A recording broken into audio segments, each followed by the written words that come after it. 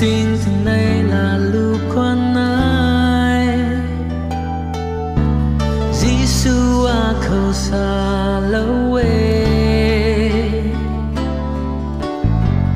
tiếng người ai nâng lê làm loài bám nê bắn ti trang hoàn cả thầy khâu cả giao diện đai mây ai lá tao na cả su càng khâu giang thạc na cả giao pan ta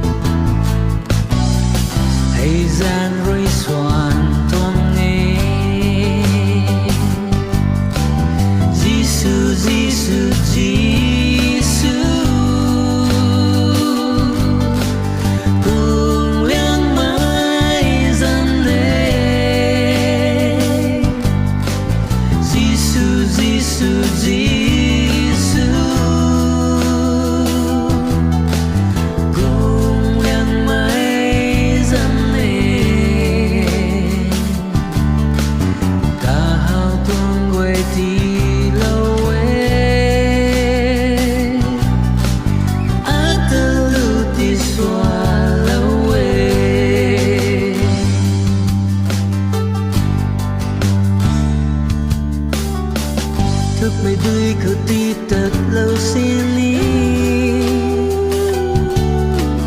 chân mây bay nở rìu xin lý